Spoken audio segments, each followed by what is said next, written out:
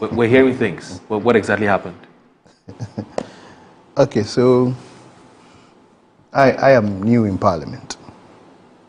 So I came to hear that there is a convention that, at least if for nothing at all, the chairman of the Foreign Affairs Committee and the ranking of the Foreign Affairs Committee are supposed or always attends UNGA. The reason behind is to give the delegation a certain nationalistic look. So the ranking represents the minority and the chairman represents the majority in Parliament. So indeed, this time too, the invitation was extended to the ranking. And I think the ranking, as you know, Honorable Abu Jinapo, is a bit occupied with a few things. So I was delegated by the caucus to represent or step in for the minority.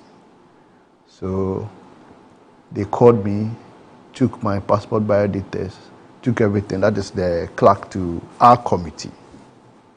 So on the 18th, my ticket was sent to me, and I was called that my DSA or per diem is also ready, so I should pick it. Then I informed the clerk that, I am a bit busy, so I'll pick the DSA when we get to the airport. So you pick what? The per diem. Sorry. Oh, the per diem, okay. Sorry, forgive me, I'm using DSA because when I mean in the African Union we call it DSA. Okay. So forgive me, per diem. Right. So I'll pick the per diem at the airport. So in fact, I dressed, packed my things, left the house early in the morning around 5, got to the airport. So it was myself, Honorable Okuvandapoy, and the clerk. So the clerk was in front, I was in the middle, Okuvandapoy was behind us. And airport, they knew we were all MPs, so they were giving all of us some preferential treatment. So they sent us to a very separate counter to be taken care of. So the clerk, the lady, checked in. And when we are traveling, we go together. We do everything together. We don't leave each other. So the lady checked in, and then she was waiting for me to check in, for the rest of us to check in. So they were trying mine. It was delaying. Then she asked me, do I have another passport? I said, oh, I have 2 of them. This is the diplomatic, this is the normal one. And I have the visa in my ordinary passport. They took that one too. They checked. Then the lady said, oh, Honorable, your ticket has been withdrawn as at yesterday night. How? So the clerk was worried, the chairman was worried. They started placing calls. They called the ministry, I don't know who they were calling and all that. Finally, the clerk sent a message, forwarded the message that had been sent to her from the PA of the minister, Nana, to me, and copied chairman. And the message was that the minister has directed that only the 2 of them should be taken care of, not me. So I thanked them and then handed over at the counter with my bag. My driver has already gone because I've moved in. So I just returned the DSA, the per diem, thanked them, and went back home.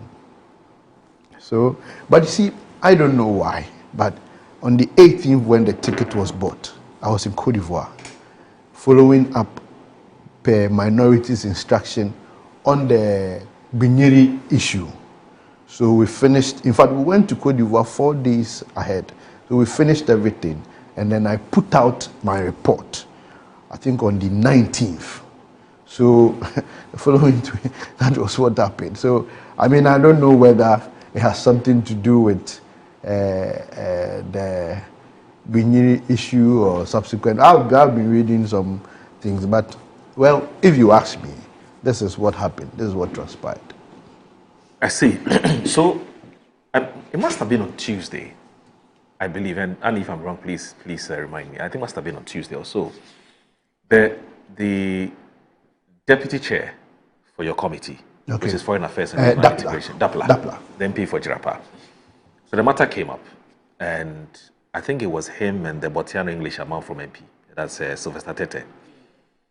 And so Sylvester raised it, and Dapla's explanation at the time was that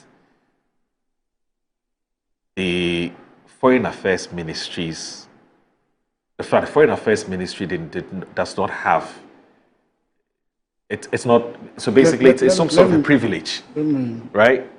It's not a must for the executive to fund your trip. What do you, and so if it's a privilege and it's not happened, it's not a big deal. I don't have a problem. Okay. I am from Esiwa village. I don't have a problem. I am not asking for privileges. I am not asking for special treatment. Nothing. Okay. My point is that if you won't travel with me, let me sit in my village. Right. We were 3.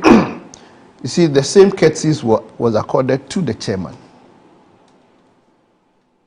to even the clerk. So if I get there and you don't want me to go, let me not come to the airport. Right. Let me not come to the airport because I'm not begging to travel. Let me know. Don't even make me, because I know, and Dapila knows this arrangement I'm talking about. So I was told, and my other committee members are aware. Honorable Patrick Boama, Honorable Koko, Honorable Kenneth, the Okre MP, and Honorable Abu himself. They were aware that Asafo Agyei is going in my stead instead of Abu. So I didn't ask the ministry to do me a favor. So if it's favor and they are doing me favor and they think that they won't do me favor, that's fine. But the point is that the same basis must go for all of us, because that favor that can't be done for Asafo Agyei was done for Honorable Koboy, Okovandapoy, was done for the clerk. We were the 3 people going for that travel, and we were all in the queue. So I don't know I didn't hear Dapila, but I don't know what Dapila is talking about. But my point is that, I mean, you could have just told me that, hey, we are not comfortable with you, we cannot travel with you. I mean, you are not welcome in our delegation, we don't have money, we cannot take care of you. Like I told you, my per diem was given to me, and I handed it over at the airport. So everything was set. Ticket has been bought, you have a visa. You get to the counter and you're told that you can't travel. And it is based on the instruction of the minister? Is that what you were told? Everything here. I won't lie to you. This is the clerk to the parliament, and I'm giving it to you to read. This is the clerk to the parliament. And when you read our correspondence, you see the ticket, everything was sent to me. You see the ticket there. Yeah. That same ticket was for all of them. Same ticket was. So he forwarded a message from the PA of the minister to me and copied the chairman. This is what the direction is. So, like I said, I am not calling for privileges that I'm not due. My point is that let me sit in my house. Don't even make me come to the airport. Don't even call me. It is not my fault to travel with me. Mm-hmm. Yes. Wanda, you have something to say about this? Yeah, Amaro, I think that first and foremost, let me, on behalf of the parties involved, especially the ministry, say sorry, but there's a bit of a miscommunication. And I think that's basically the foundation for all this. What happened, and as I knew, is that, can I proceed? Yeah, sure. So is that, the ministry intended to fund some 3 people, which he rightly mentioned. But when they bought the tickets, they were going to buy it on credit, which is normally done. But this time around, at the last hour, the issuing authority, which is the travel agency, indicated that until payment is made, full payment is made, the ticket won't be allowed to go through. The ministry does not have the power to suspend tickets. Only the issuer can do that. So a travel agency that issued the ticket can't cancel the ticket or suspend it or withdraw it or whatever of the sort. Unfortunately, they could not reach him in time, which would have been the day before. Unfortunately, that happened. US flights are normally early. What time was your flight, sir? What time was your flight? It's a day. You seem to be very excited. What time was your flight? No, you see, I've never seen you laugh this out before. no, This is you are laughing out loud. It's full of mischief, but I'm going to go. He's there. doing LOL. It's full of mischief. No, hold on. I've already, but I've already. You see, these are. Let me tell you, when I leave the show, and I get calls from people, I get to feel that I am privileged to be on this huge platform. The people that watches your show, they are way and over and above. It is just by grace that we are here. So sometimes when you are putting something out, you'll be measured in the things you put out. So it's all about me. Hold on. Okay, then I'm rather go full blast. Hold on. Please go ahead. How do you say that the ministry don't issue ticket? So now the issuer says that they can only issue 2. I don't think that's what I said. No, the issuer says that they can only issue 2, and the issuer now decides who they want to issue for and not for.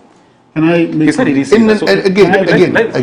No, I think the ministry. The premise is important. He needs to set the premise right. Let him set the premise right. What exactly did you say? He came in and I thought he was going to provide maybe some superior information to what I'm giving. But if it is going to be on that tangent, let me just clear it quickly. Okay.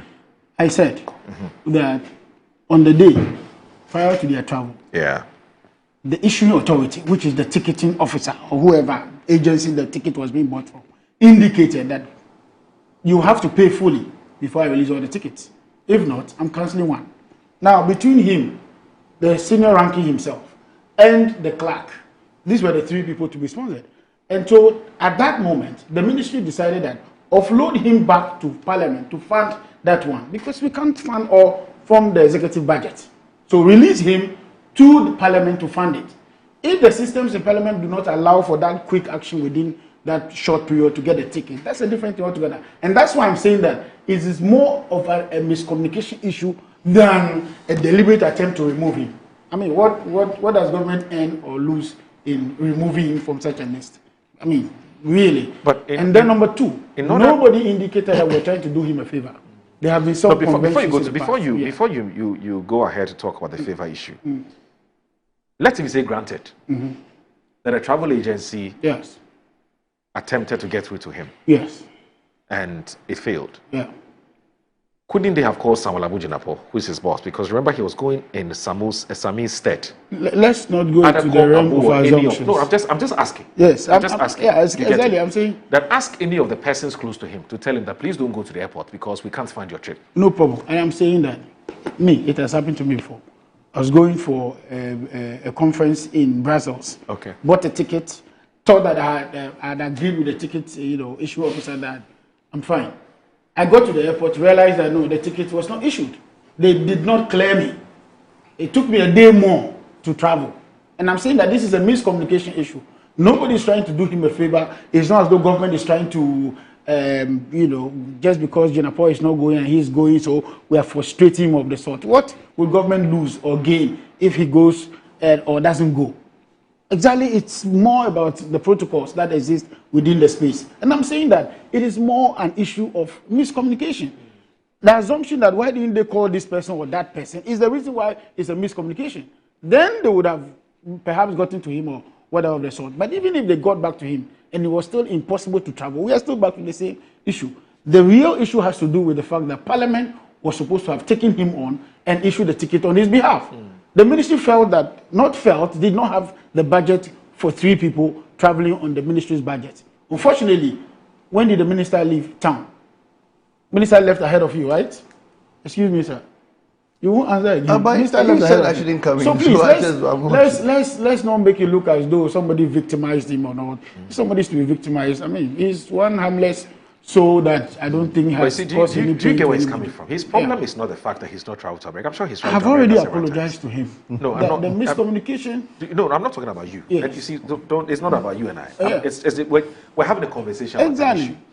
My point is that you get from what he's saying that it is not about funding his trip to UNGA or not, which is not the issue. It's just that he feels disrespected. Exactly. That as an MP who had already been told and assured that he was traveling, he goes to the airport, his driver drives and leaves, goes back to wherever he's going, and then just for him to get to the counter when he's supposed to be checked in, and then he's told this is the issue. Well, so that's why he says that he's I don't want to give examples. It will be fanful to be giving examples on this matter today. You see, we are all guided and controlled by one omnipotent God. Okay. Sometimes some of these things are actually, what do you call it? Okay. What would you call it?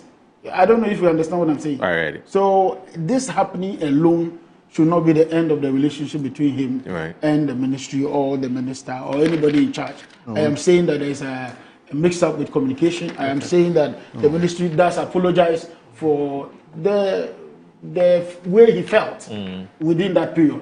Of course, if it is done to me, I won't like it. The minister himself, if it is done to him, he won't like it. More, if it's done to you, you won't like it also. So I'm saying that we're sorry for what has happened. It is not intentional. Nobody is intending to punish him for any offense he has caused or whatever. The fact is that the ministry deeply regrets what has happened, but these are the basis for which what happened. Nobody. Interestingly, the Daily Guide, today's Daily Guide, has actually pieced an editorial together where it talks about this same issue. I'm just seeing it. It says a minister's power. And it's sort of, it buttresses the point that you were before you read the point. There is an arrangement. Right. And this arrangement is largely done by Parliament, which I agree. And the clerk facilitates the arrangement between Parliament and the ministry. Let it be on record that I am not engaging any agency, or no agency has engaged me. I deal directly with the clerk of Parliament. So whichever arrangement that the ministry and Parliament got into that agreed that they were going to fund or take care of the ranking, the chairman, and the clerk, I wasn't there. I am not part of it. If the ministry can't take care of the delegation or the members of Parliament, and the ministry tells Parliament, I believe Parliament is clothed enough to do that. Right. So that parliamentary arrangement with the ministry should not come in here. Number two, the ticket was sent to me by the clerk. Everything else is the clerk that does it. Honorable Asafo Agyei, can we have your passport? Honorable Asafo Agyei, can you do this? Honorable Asafo Agyei, can you do that? So it is the clerk that is liaising between all these factors. So the agency has no power to reach me or call me. Whether we cannot fund your ticket, we don't have money, we cannot do this. The agency won't reach me. They are rather supposed to reach the clerk, for the clerk to tell me. But the clerk herself was shocked on that day at the airport in the morning. So I don't know whether my good brother speaks for the ministry. And I don't know whether his position is the ministry's official position on this matter. I do not know. I don't also want to assume that is the ministry's official position on this matter. But as to whether future relations or other things, like I told you, I am there to serve Parliament. I am there to serve my good people of Ghana. And I've been selected by my caucus as a deputy ranking to the committee. So, I hold no bad energy or bad breath. I would continue to do my work, play my oversight responsibility, do everything that I have to do. As a member of Parliament, number one, as a deputy ranking on the committee, I would continue to execute that role and responsibility. Let's even say that, like he said, it is the creature and the architect of the world that plans or everything. I agree. He knows. The architect knows that I won't go. The architect knows that I won't go. Okay. The architect knows that this will happen, this will happen, this will happen. So I am not worried. Right. I am not bothered. I have no problem. My only problem is that these things feed to a lot of narratives. Right. That's number one. Number two, I should have, in all fairness, I should have been made aware that, hey, bro, Charlie, we cannot travel with you. Okay. Funds are becoming difficult. And I am struggling to understand that because Mine per diem was given to me. And the cost of the per diem is the total per diem is even expensive than the ticket. So these things don't just add up. But my point is simple. I didn't go like the architects. So how much was it? Like the architects, I'm not disclosing that. Like the architects, like the architects said. You're very skeptical about the explanation that's been made. You've not. It's like you're not sold on the reasons that have been given as to why you couldn't travel. Because you feel there's more to me. There's more to this than me. Because there are things I don't want to say here. Oh, okay. There are things I don't want to say here, and I am a human being. I would put 1 to 2 to 3 to get a certain number, which is normal. So I don't think it is a platform to do that. Okay. But I know strongly that many a times the minister is not comfortable with me. I know. Why is he uncomfortable with you? It is difficult to tell. Like I told you, if I will give you an instance, the committee had a meeting in the New Lancaster. I got there. I wanted to greet the minister. No, don't greet me. You are not my friend. You mean the former Labadi Beach? Yes. Oh, sorry. I was in the Golden to yes. Now Lancaster. Yes. You know all the names. It took my ranking to intervene. When my ranking came, I went to him and told him, I was greeting minister. He didn't want to greet me. So my ranking took me back to the minister. Oh, minister, no, my deputy, they don't know, he's not my friend. He has been doing this. How? A black one did this? My ranking is my evidence. Members of the committee, the chairman was sitting there. So, Moro. You approached Samuel Okudzeto Ablakwa, and he avoided you. Samuel Okudzeto intervenes, and Ablakwa tells Sami that you are not his friend. Moro. Fact? Can we proceed? So I will lie to you for what? No, I just want some confirmation. You remember our engagement on the floor of Parliament, where I was told that, why is it that I knew I was going to file a question and I had to go and do a press conference? Do you remember our engagement? Yeah, but that was do you remember our engagement? Now, if I am very young in Parliament, you can file a question in Parliament, and it is up to the discretion of the minister when he so wishes to come and respond to your question. The minister might be out of the jurisdiction, he must travel, all forms of things. So you can file a question today, and the time they will decide to respond to your question, the relevance of the question is far gone. So you are not limited to only filing questions. Now, that's fine. Again, press conferences, we use this to inform the public on our position on matters. So I do not see how I will be told that if I knew I want to file a question, I shouldn't have held a press conference. I should have filed a question, wait for the answers, gotten the answers before I go and hold a press conference. In any case, like I said, I didn't hold a press conference on my own volition. If you see me doing something, it should tell you that in my local parlance, yes, no jina kwan no sa, and chenebofo no, omo shewure ni. Asafo Agyei, who am I to hold a press conference in Parliament? So I cannot do that when it is not the minorities or the caucus position. So when you single me out, it's as if I did it. No, it is the minority that did the press conference. So these things, obviously, will make me feel like, well, maybe the minister is not just comfortable with my presence around him. That's fine. But my point is, don't get me to the airport. Don't just before Wanda Madilo rendered that apology, has anybody reached out to say, no, we're sorry? No, that's why I'm surprised whom Wanda is speaking for. And I don't know whether he speaks for the ministry now. I don't know who he's speaking for. How do you intend to deal with this issue? I have nothing to do.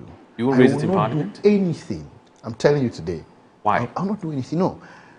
The fact that it is out there on record is enough for me. So that posterity one day, Ablakwa didn't start like where he is now. He started very young. I am a full Japan boy. I'm a full Japan boy.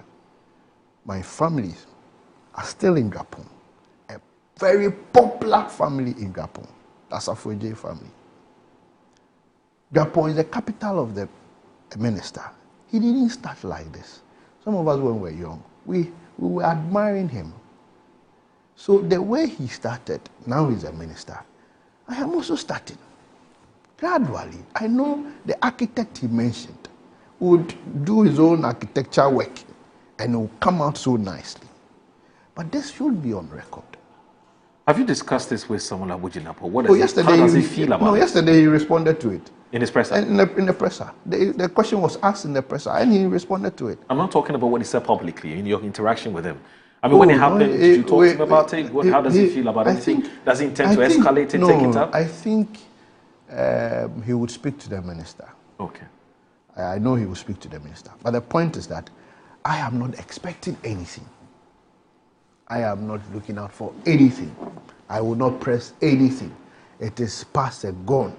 I will do my work as I am supposed to do. When the minority asks me to hold a press conference, I will do it. When they ask me to file a question, I will file it.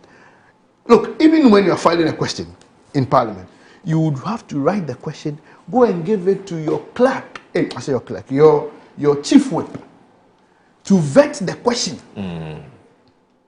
For us in committees, when we are done with the questions, we give it to the ranking. The ranking looks at the question. He okays the question. Then it goes to your whip. Before the question now goes to the speaker.